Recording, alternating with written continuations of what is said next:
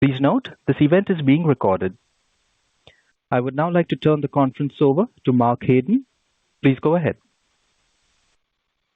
Great. Thank you. And thank you for joining us this morning for our fourth quarter earnings call. Before we get started, I want to let you know that we have slides to accompany our discussion. These can be found at the Investor Center on our website at bunge.com under Events and Presentations. Reconciliations of our non-GAAP measures to the most directly comparable GAAP financial measure are posted on our website as well. I'd like to direct you to slide 2 and remind you that today's presentation includes forward-looking statements that reflect Bunge's current view with respect to future events, financial performance, and industry conditions. These forward-looking statements are subject to various risks and uncertainties. Bunge has provided additional information in its reports on file with the SEC concerning factors that could cause actual results to differ materially from those contained in this press release. And we encourage you to review these factors. On the call this morning are Greg Heckman, Bunge's Chief Executive Officer, and John Neppl, Chief Financial Officer. I'll now turn the call over to Greg. Thank you, Mark, and good morning, everyone. I want to start this morning by thanking the team and recognizing their extraordinary work around the world, both throughout 2025 and as we move into 2026. This past year was one of execution, investment, and integration, all in a market environment that demanded agility and discipline. In 2025, we reached a major milestone with the completion of our Viterra combination. The integration work our teams accomplished has been exceptional, and we remain highly engaged and excited about the progress we're continuing to make together. Building on a foundation of cultures that were already aligned on doing what is right for customers, this combination brings both organizations together within our proven end-to-end value chain operating model, removing complexity and strengthening shared goals. As a result, we've increased connectivity and the flow of information across our combined organization, a crucial component to how we operate. As I've said before, it's our competitive advantage to have great people across the organization having the same information at the same time and working toward unified objectives. This alignment is already delivering results. We are unlocking synergies in origination, merchandising, processing, and distribution, optimizing flows between origin and destination, and capturing margin through improved logistics and better coordination. For example, previously, Viterra's origination activities in most regions would have been managed purely through a merchandising lens, leveraging a nimble platform built to operate on short lead times.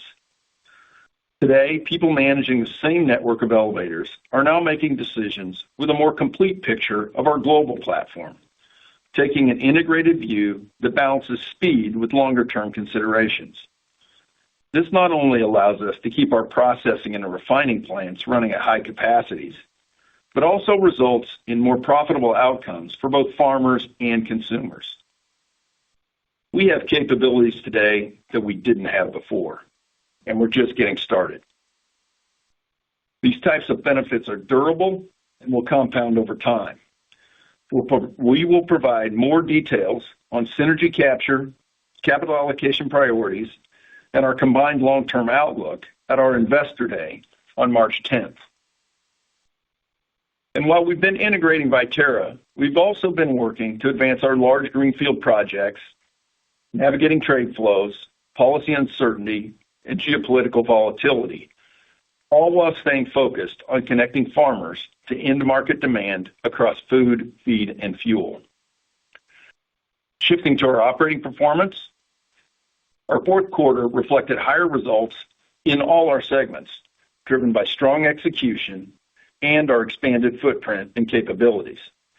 John will go into more details in a moment. Externally, the environment remains complex, with limited forward visibility.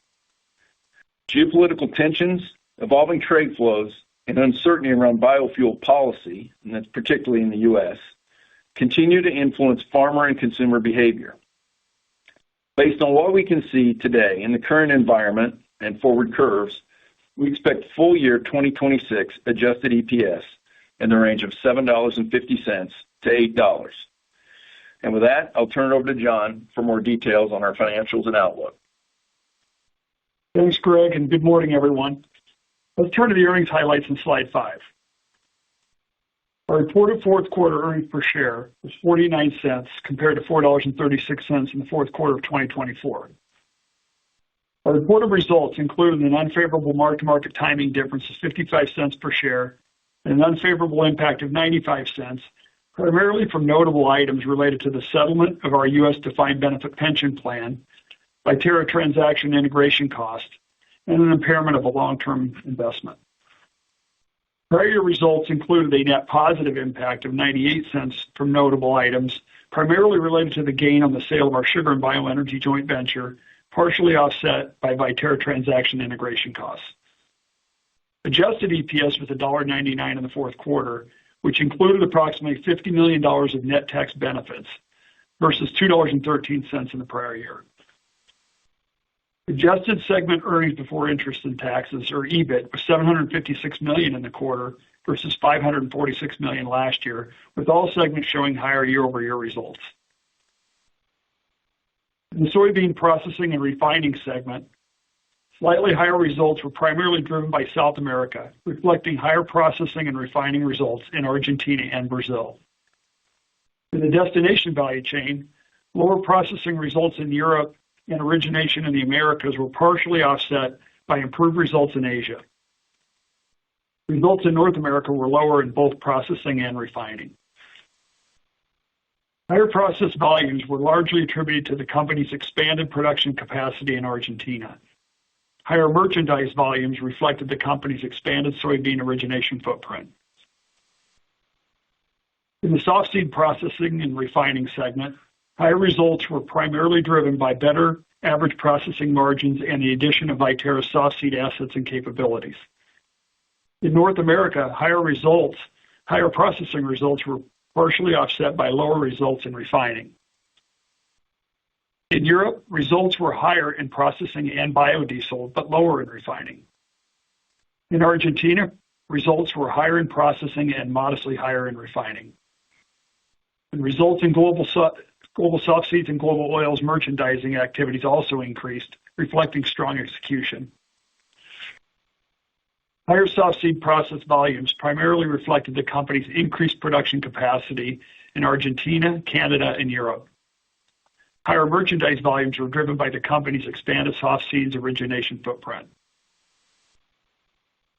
For other oilseeds processing and refining segment, improved results reflected stronger specialty oils performance in Asia and North America, along with higher global oils merchandising activity. Results in Europe were in line with the prior year. In the grain merchandising and milling segment, higher results were primarily driven by global wheat and barley, as well as wheat milling, partially offset by lower results in global corn and ocean freight. Higher volumes were primarily reflected the company's expanded grain handling footprint and capabilities, along with large global grain crops. Prior year results included corn milling, which was divested in the second quarter of 2025. The increase in corporate expenses was primarily driven by the addition of Viterra. Higher other results primarily reflected our captive insurance program, partially offset by $10 million of prior year income from the sugar and bioenergy joint venture that was divested in the fourth quarter of 2024. Net interest expense of $176 million was up in the quarter compared to last year, reflecting the addition of Viterra, partially offset by lower average net interest rates. Let's turn to slide 6, where you can see our adjusted EPS and EBIT trends over the past 5 years. The recent performance trends reflect less volatility due to a more balanced global supply and demand environment, particularly in grains, and the impact of ongoing trade and biofuel uncertainty that has created a very spot transactional market environment. Slide 7 details our capital allocation. For the full year, we have generated just over $1.7 billion of adjusted funds from operations. After allocating $485 million to sustaining CapEx, which includes maintenance, environmental health, and safety, we had approximately $1.25 billion of discretionary cash flow available. We paid $459 million in dividends and invested approximately $1.2 billion in growth and productivity-related CapEx. We received approximately $1.2 billion of cash proceeds from the sale of a variety of assets and businesses, and we also repurchased 6.7 million Bunge shares for $551 million.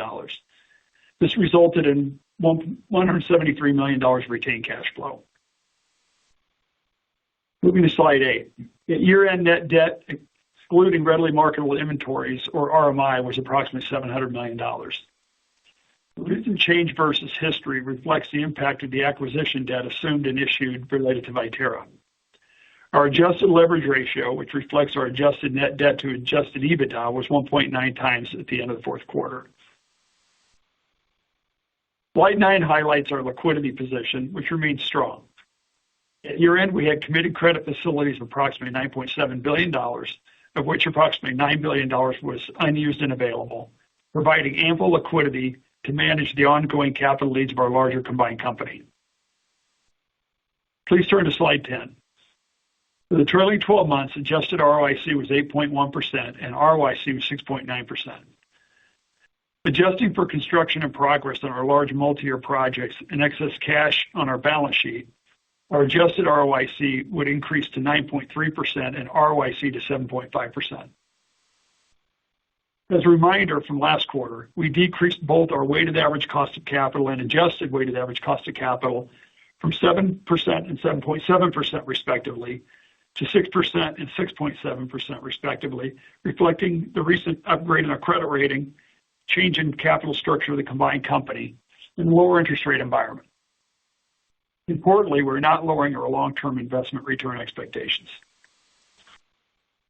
Moving to slide 11. For the year, we produced discretionary cash flow of approximately $1.25 billion, similar to the prior year, and a cash flow yield or cash return on equity of 9.4% compared to our cost of equity of 7.2%. Please turn to slide 12 in our 2026 outlook. Taking into account the current margin and macro environment and forward curves, we forecast full year 2026 adjusted EPS in the range of $7.50 to $8. As Greg mentioned in his remarks, the environment remains complex, with limited forward visibility, particularly related to U.S. biofuel policy. As a result, we believe the curves do not properly reflect what opportunities should develop during the year once the policy is finalized. Additionally, we expect the following for 2026. An adjusted annual effective tax rate in the range of 23 to 27%. Net interest expense in the range of $575 million to $625 million. Capital expenditures in the range of $1.5 to $1.7 billion, and depreciation and amortization of approximately $975 million. With that, I'll turn things back over to Greg for some closing comments. Thanks, John. So before we go to Q&A, I wanted just to offer a few thoughts. Through our disciplined execution, portfolio optimization, and strategic investment, we've reshaped this company into a more agile, diversified, and resilient Bunge. We've overcome multiple obstacles, including geopolitical shifts that continue to reshape global trade flows. Yet through all of that, our team has executed, adapted, and delivered. Those experiences have only strengthened our confidence and our ability to succeed going forward. With the addition of Viterra, we now have greater reach across origins and destinations, deeper insight into global flows, and more capability and optionality to serve customers and manage risk. We're still on a transformation journey, and continuous improvement is part of who we are. At the same time, our Bunge team is operating from a position of greater strength than at any point in our history. We've never been in a better position, we've never been more needed, and we've never been more prepared. Thanks to our people and the global infrastructure we operate. And we look forward to sharing more on the opportunities ahead of us at our Investor Day on March 10th. In the meantime, I'll close by saying as we look ahead, I'm confident that the capabilities that we've built will allow us to deliver value in any environment while continuing to connect farmers to the markets to sustain communities and feed the world. With that, we'll turn to Q&A. Thank you. We will now begin the question and answer session. To ask a question, you may press star, then one on your telephone keypad. If you are using a speakerphone, please pick up your handset before pressing the keys. If at any time your question has been addressed and you would like to withdraw your question, please press star, then 2. At this time, we will pause momentarily to assemble our roster. The first question comes from Tom Palmer with JP Morgan. Please go ahead. Thank you, and good morning, Greg and John. I know that your guidance does not.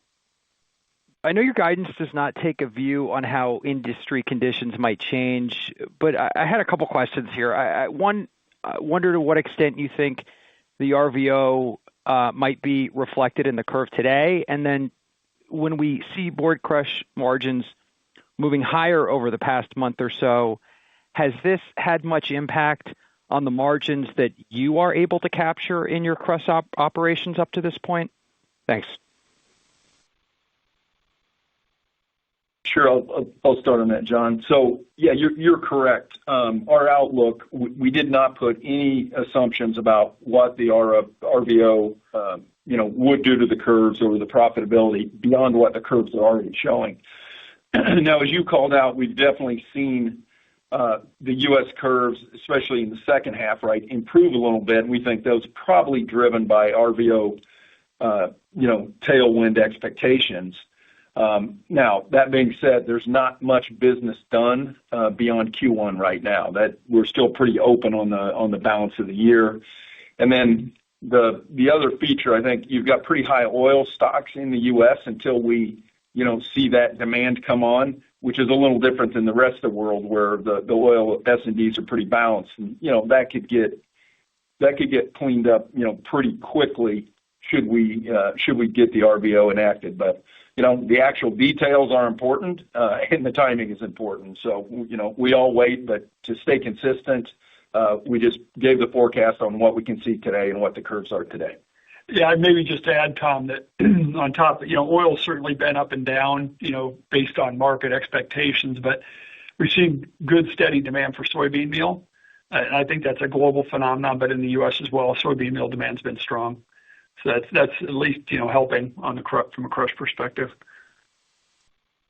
Understood. Thank you. I had a question just on the cadence for the year. I think historically earnings have been a bit more weighted to the second half of the year than the first half, but the composition of the business has obviously changed quite a bit here. So any thoughts on both kind of the earnings cadence as we think about this year and to what extent that might be reflective of what normal seasonality might look like in the business as we look forward? Thank you. Yeah, Tom, I think how we're looking at this year, and I don't know that this is necessarily going to be indicative of the future, but, just given where the forward curves sit today, we're looking at a first half, second half weighted more like a 30-70 this year, which is a little lighter first half than maybe what we typically see. And then even on the Q1, Q2, we're looking at a 35-65 type split. So, absent the impact of RVO change, in Q1, and really we're going to be through the end of Q1 by the time that probably gets resolved, pretty light Q1. So 35-65 first half and 30-70 for the full year. Okay. Thank you. Yeah. Thank you. Our next question comes from Heather Jones with Heather Jones Research. Please go ahead. Good morning. Thanks for the question. Morning. I just wanted to just clarify one thing on the guidance. So typically you guys use the forward curve to set your guidance and, adjust that based on what you're seeing in the physical markets. Is that any different?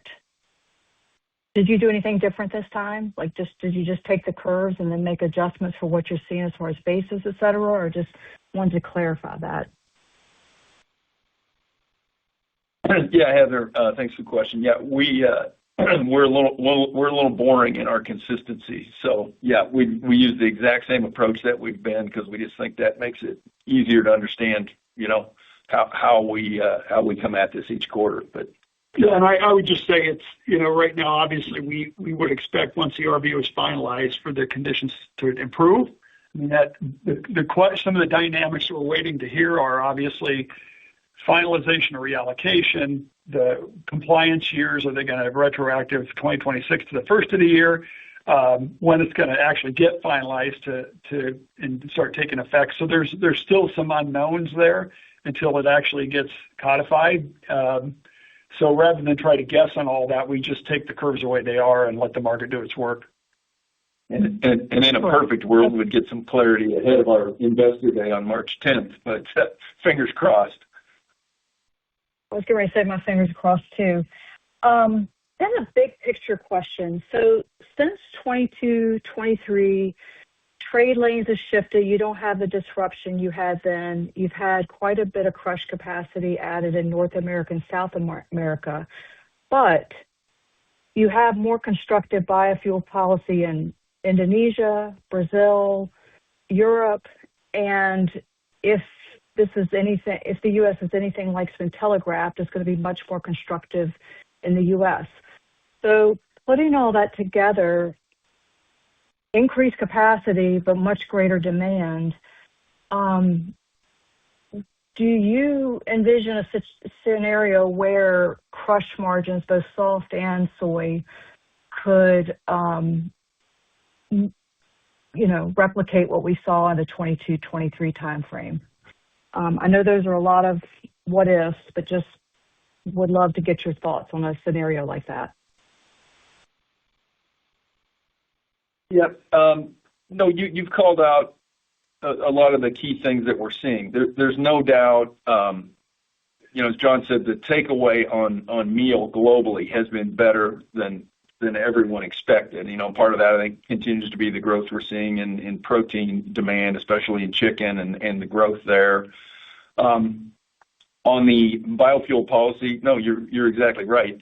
There are things happening kind of everywhere, whether it's the B15 in Brazil and eventually going to B16 later this year, we think. Indonesia does policy. They've shown the ability to continue to make changes there to adapt what we're seeing in Germany on the RED III, and then, of course, our own biofuel policy here. But I think what you're seeing is that governments understand the biofuel policy. It's good for the farming community. It's good for all those communities. That value that starts at the farm gate then moves through the value chain.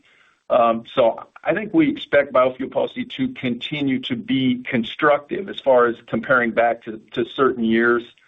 I don't know that I can make that exact call today, but I think we feel it's definitely constructive.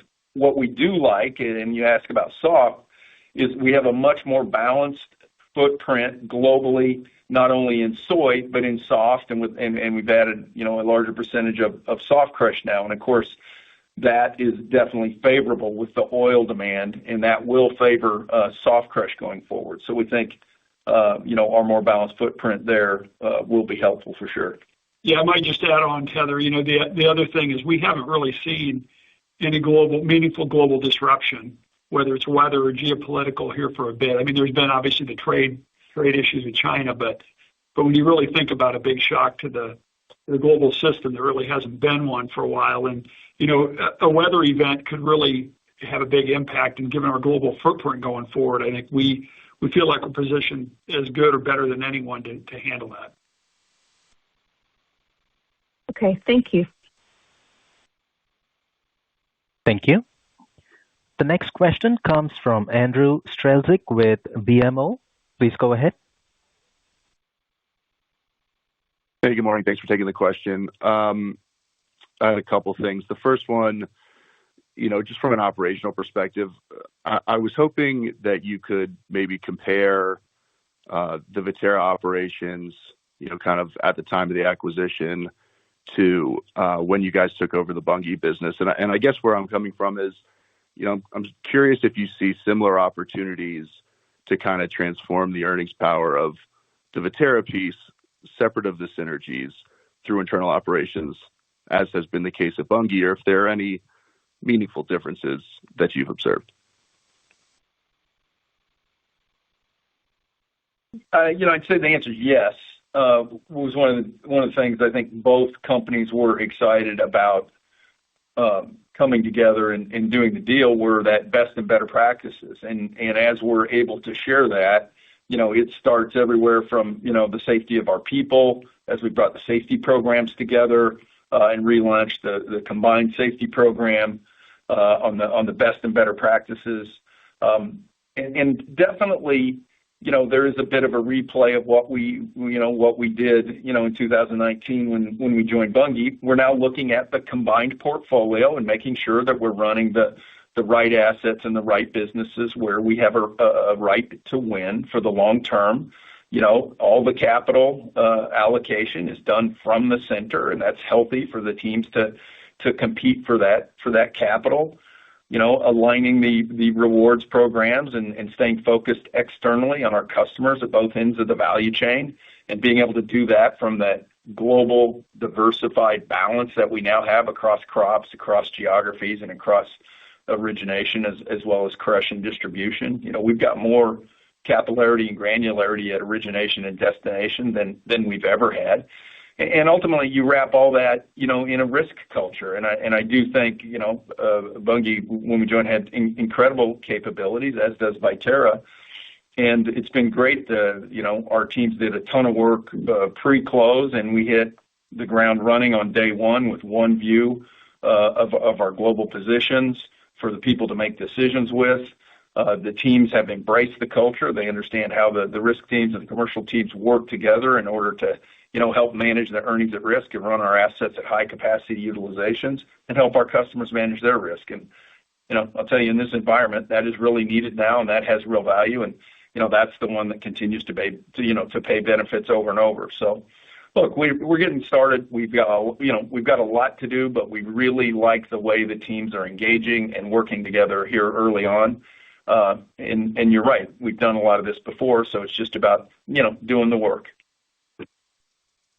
Okay, great. That was super helpful. And I apologize if I missed this, but can you share what you're assuming in 26 in the guidance for synergies on the cost and commercial side, and maybe how we should think about that phasing in within that the kind of split you gave for EPS through the year? Thank you. Yeah, Andrew, this is John. So I would say on the cost side, which is what we've got baked into our forecast primarily, we're feeling very good about where we are. We're estimating about $190 million of realized synergies in 2026, which is actually ahead of schedule. When we look at what we laid out, at the time we filed our proxy and laid out our expectations on synergies, we expected a full year, about $175 million, roughly. We're actually going to do better than that in 6 months earlier. So we took some action ahead of close and actually started getting the organization structured and ready for the close of the transaction. So we had a bit of a head start coming into the close.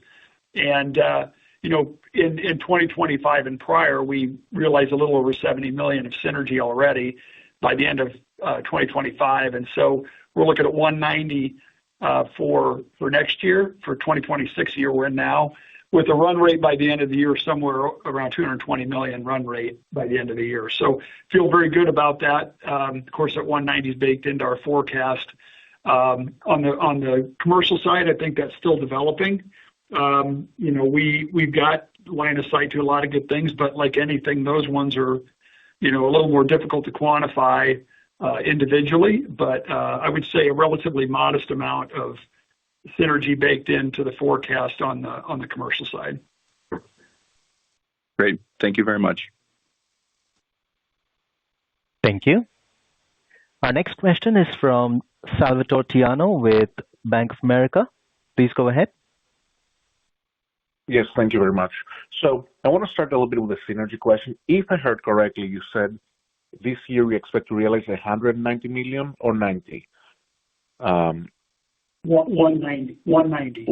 So I guess this, by our estimates, is around 70 or 75 cents in EPS year-on-year growth. So how is the guidance, I guess, on the low end, and frankly, even adjusting for the dividend, even on the high end, lower year-on-year? It seems a little bit counterintuitive since, even without the RVOs, the operating environment seems to have been a little bit better for commodities trading, for biofuels.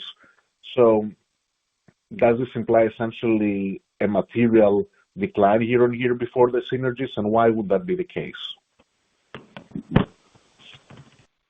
Yeah, I had a little bit trouble hearing you, but I would look at it this way. We're going to have, with the full year of Viterra, obviously we have a full year impact of outstanding shares. We have full year of interest cost, full year of depreciation, some of those impacts, obviously. And I would say parts of the business that are yet to be performing as well as I think they could, around grains and the merchandising business. I think going forward, we still have work to do there.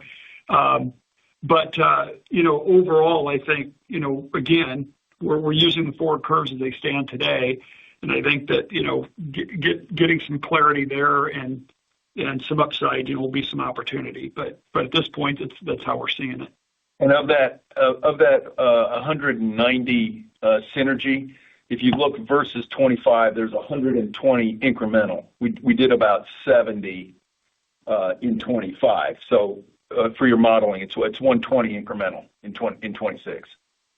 Okay, perfect. So that's extremely helpful. And the other thing I want to ask is a little bit about the cadence you provided earlier.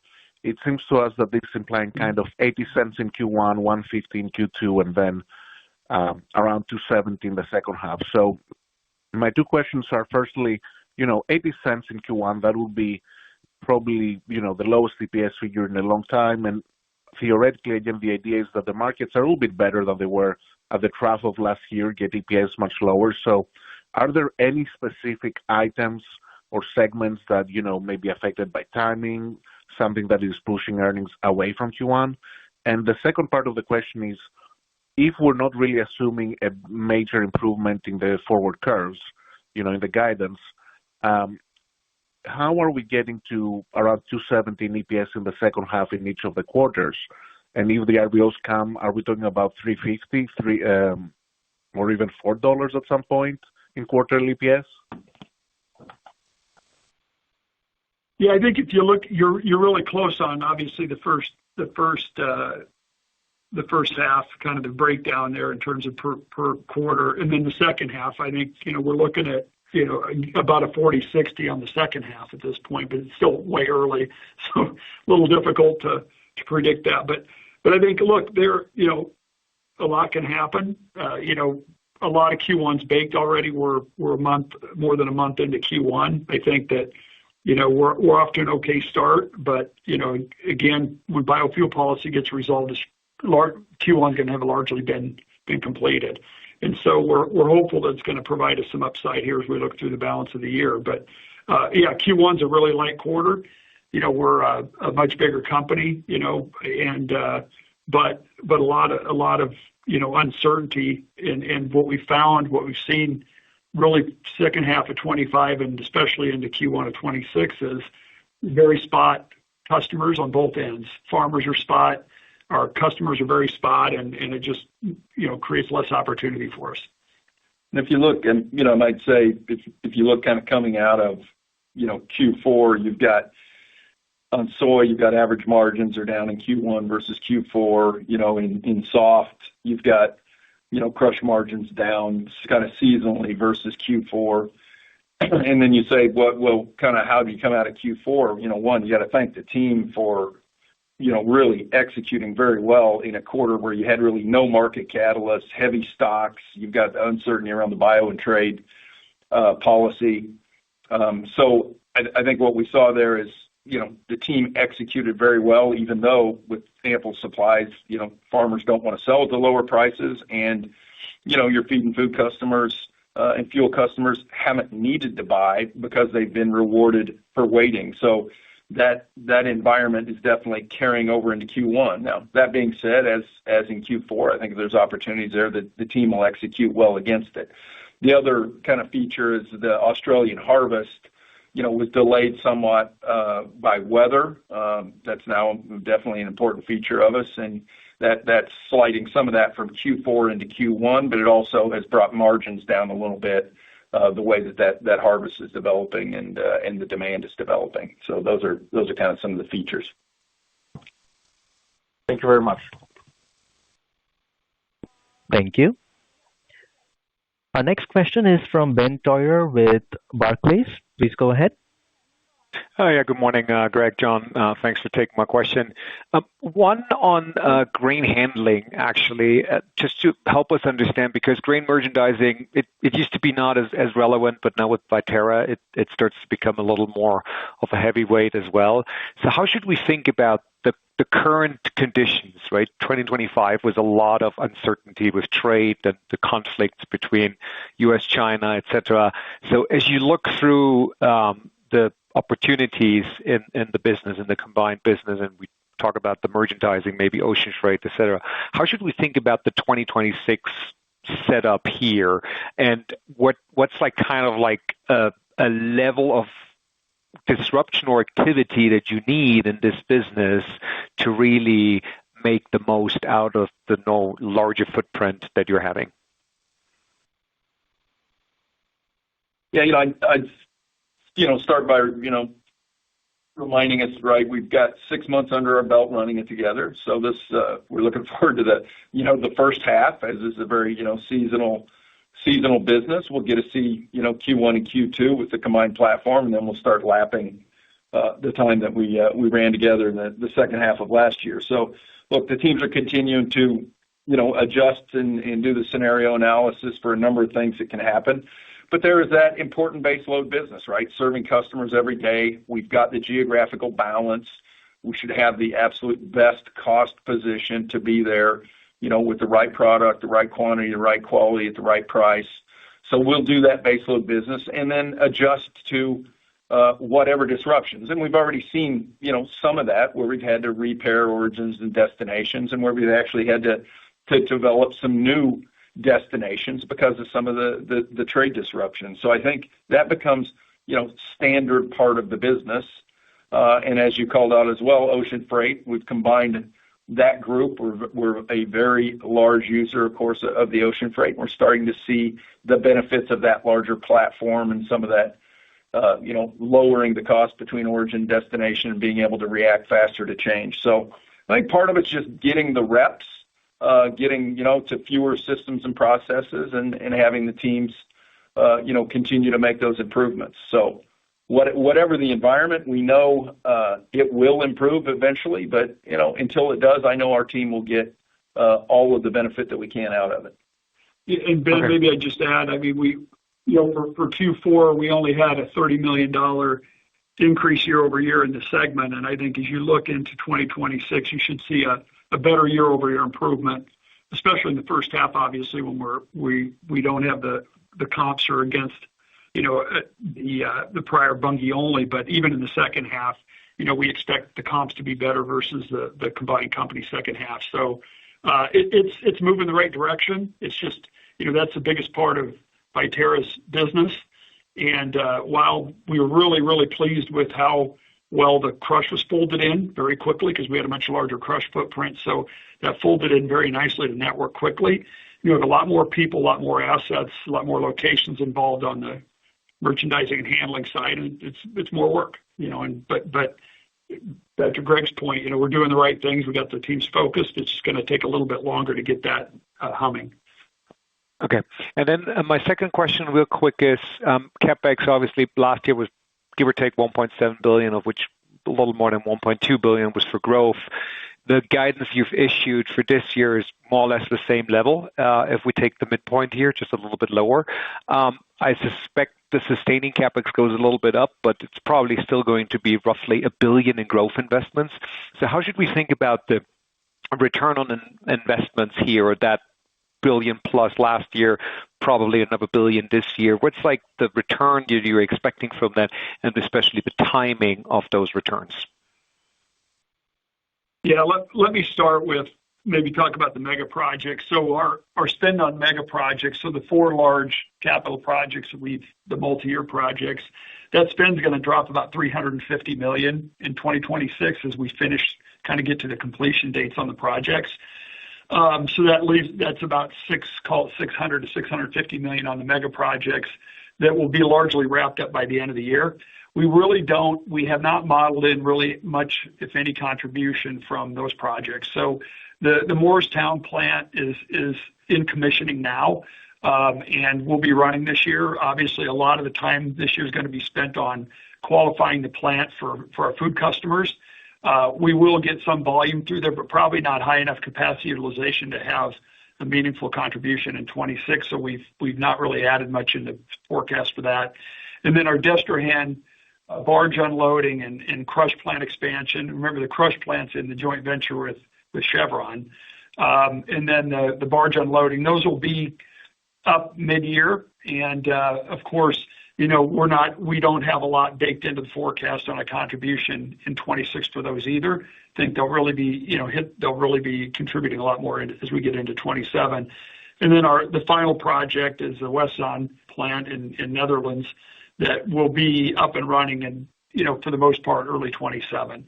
So not a lot of contribution from those in 2026, but we should see a bump up in 2027 relative to that spend. We've got also we've earmarked a few $100 million for other growth projects in 2026 to round out the $1 billion rough number.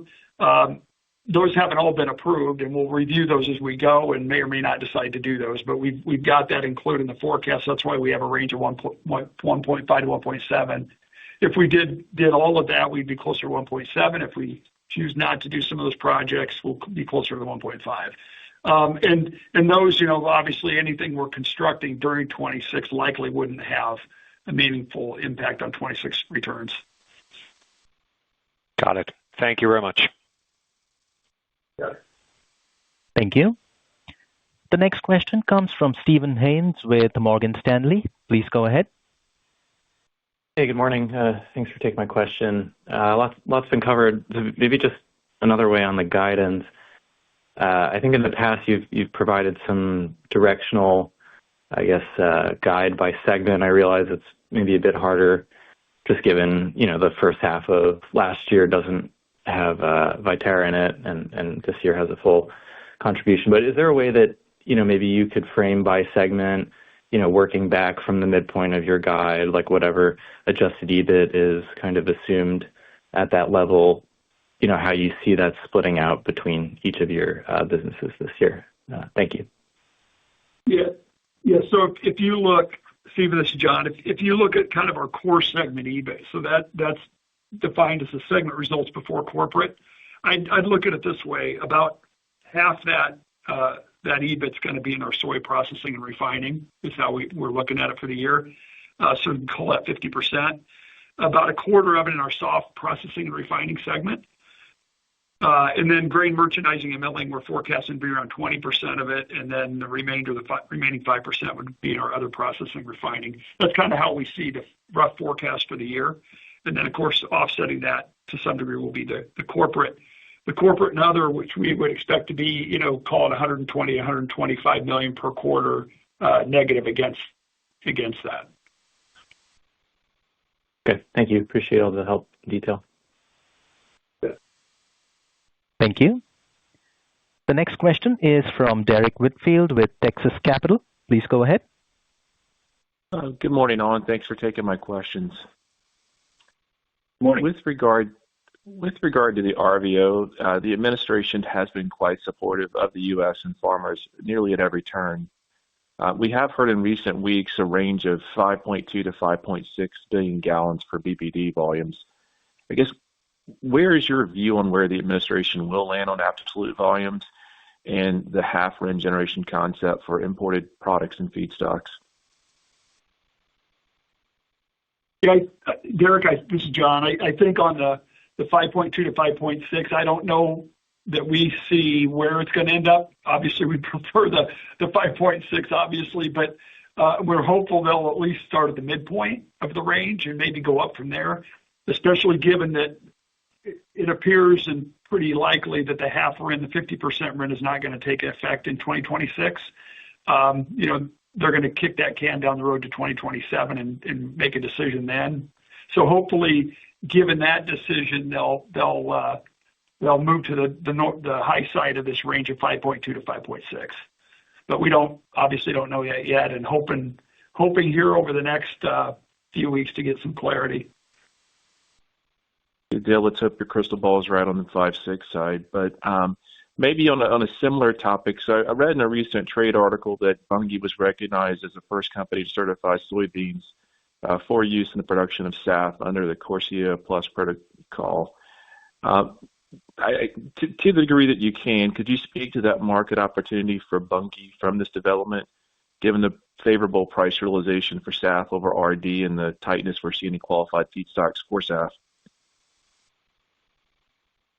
Yeah, look, I think we don't have anything baked into our forecast for that. So anything that develops during the year is going to be upside for us. I think it's still a fairly nascent market, at least from the way we've participated up to this point, but certainly is going to be, incremental demand. It could be massive incremental demand if it really gets rolling. But, we work a lot with the end fuel customers. We've got relationships with all the large fuel producers and those that produce jet fuel. So, we're optimistic that as that gains some traction, we'll be right there to participate. But I would tell you in our 2026 numbers, we don't have anything meaningful baked in for that. So looking forward to seeing how it develops.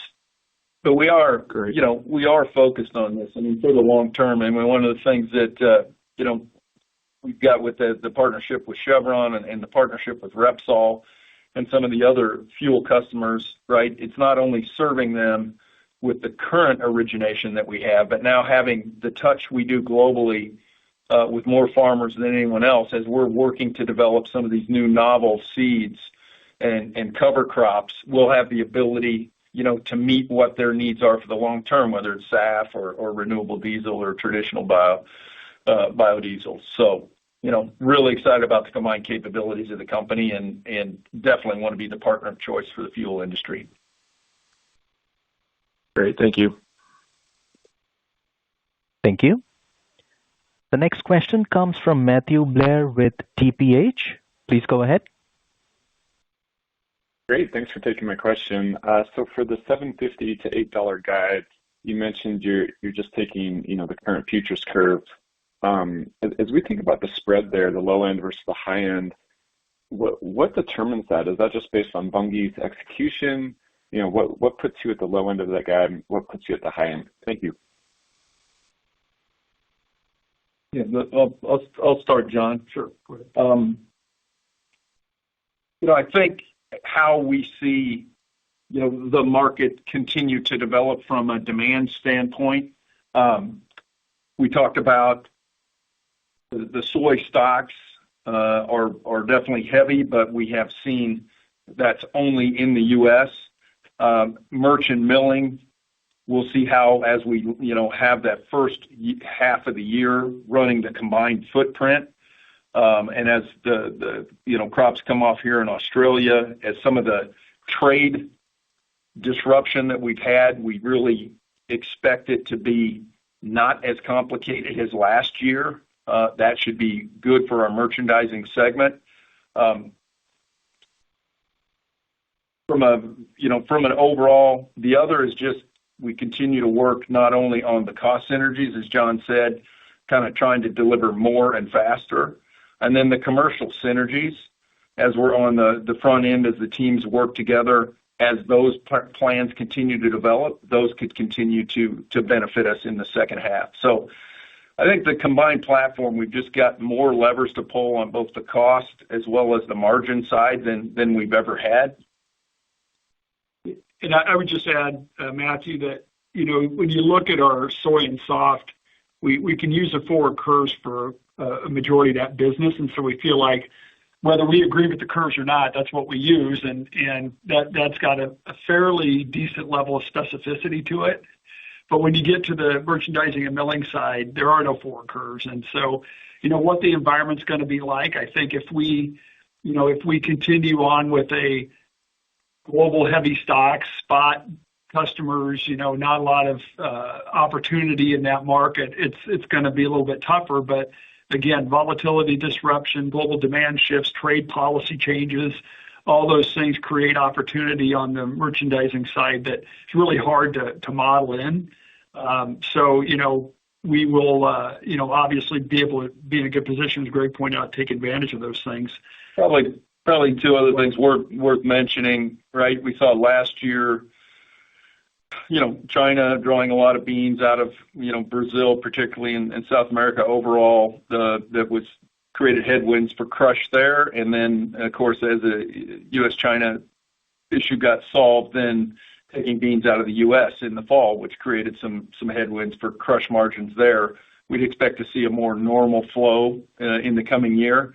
And then on the soft side, of course, we've had 2 years in a row of tough sunseed production in the Black Sea, Europe area, and that's been hard on margins. So, while we've got some more balance in Argentina on the sun crush side, and we've had good crops there in the second half, I think if we can get a good sun crop, that should be improvements in Black Sea and Europe for sun crushing. So those are some of the flags, I guess, some of the bigger issues that we're watching develop. Sounds good. And for the follow-up, so renewable diesel margins in the U.S. are already moving up quite a bit in the first quarter. Are there any signs in your system yet on a larger pull for soybean oil from the renewable diesel space? And any signs that the U.S. renewable diesel utilization is stepping up as these margins improve? We're seeing, some modest pull, but honestly, stocks continue to build in oil. And I think until we get clarity and the producers have, certainty, we're still going to see stocks build. But as we look at the model and we look at the demand, it could turn very quickly. And we could go from a surplus oil environment today where we're building stocks to a very tight market very quickly. And our expectation would be if we get to the 5.2 or 5.6, depending on even under either of those scenarios, there's going to be substantial pull on soybean oil, canola oil, is favored feedstocks along with the domestic low CI, and we'll see things tighten up fairly quickly. Obviously, everybody's kind of waiting to see what's going to happen. Yeah, there's starting to be some anticipation of that, but not anywhere near what we will expect once things are finalized. Great. Thanks for your comments. Yeah. Thank you. The next question is from Manav Gupta with UBS. Please go ahead. Hi. So my first question is the buyback was pretty strong in 3Q and it dropped off a cliff in 4Q. Like you went from 545 to 6 million. I'm just trying to understand why such a steep drop and how should we look at buybacks going ahead? Yeah, we just, we stepped in the market to get a majority of it done. We didn't complete it all, at the end of Q3 and going into Q4, but we're absolutely committed to wrapping up the remaining program. And we'll get that done, I think, fairly soon. Relative to ongoing, I think as we look forward, we definitely see an opportunity to make share buyback a bigger part of our capital allocation process, and we're going to discuss that more on Investor Day, certainly as we provide more of a forward outlook. But this machine should generate a lot of cash going forward, and our view is that return to shareholders is going to be a more critical part of our ongoing capital allocation as we move forward, but we'll highlight more details on that in March. My second question is when we look at the street for 1Q, it's like 176. Your guidance is implying 80. Like, where do you think the street is getting it so wrong versus what you are guiding? Like, why is the street almost double where you are in terms of your guidance? Yeah, I think it's difficult to say maybe at this point other than maybe understanding the velocity of what we're seeing. That maybe the RVO impact would start getting traction in Q1. And, that obviously has been delayed. We're fairly locked for Q1. So even if we get, as things improve, we have some open capacity to capture some of that. But by the time the RVO gets finalized and enacted, we're going to be through the quarter. And maybe there's just a bit of disconnect in terms of the timing of that. I'd say also, what I hope you heard as we kind of talked through that, while this is fairly back half loaded, and as we talk about the range, it feels like there are a lot more things that could kind of turn to the favorable versus be challenging as we think about how markets develop, policy develops, more normalized trade flows, versus what we saw in 25 and, where we've got, a big global machine to run with a lot of long lead times. All those things are favorable. So I think we had to look at the things that could kind of tip to negative or positive. I think we feel things are maybe more bent to the positive when you roll them all up. So I hope that was clear. Thank you. Thank you. The next question is from Pooran Sharma with Stephens Inc. Please go ahead. Good morning, and thanks for the question. Just wanted to start off and get a little bit more granularity into the commercial synergy opportunity. I think you mentioned a few details on the call, but was just wondering, what are the opportunities that you've kind of uncovered, and what are some of the things that you're working on? Anything kind of higher level would be helpful. Thanks. Sure. There's no doubt as a processor, the vertical nature of this combination with Viterra being much stronger in origination and Bunge having a bigger processing footprint as a processor, the more you can buy direct from the farm, the better that is for controlling, everything from your pipelines and capacity utilization and quality and yields and everything. And, we've definitely got a lot of focus on increasing the percent we buy direct from farmers and providing the markets for them.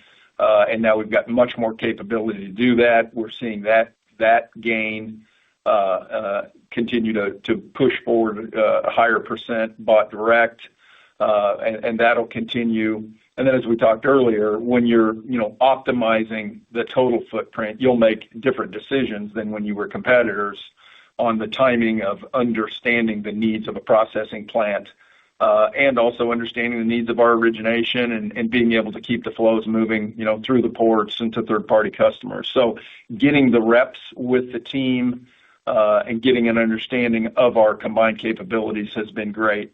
And then even if you take something like and talk about our soft seed crushing platform, I talked about we're much more balanced, not only on our seed origination and global merchandising, where we've seen a number of opportunities with some of the trade disruptions to be able to continue to get farmer seed to market and find the right demand, but also on the meal, on the sun meal and the canola and rapeseed meal, where when we look at the combined footprint, we've been able to connect origins and destinations that weren't connected before.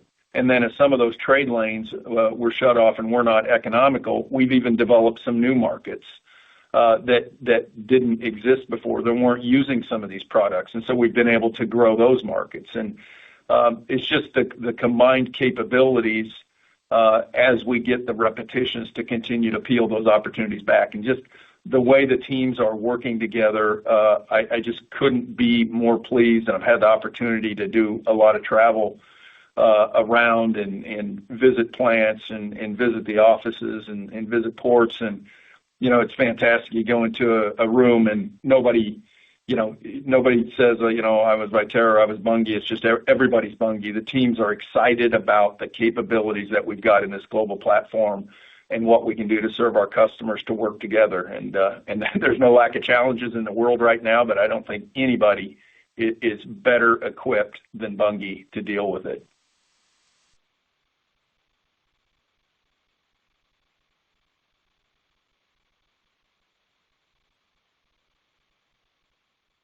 Thank you. Again, if you have a question, please press star, then one.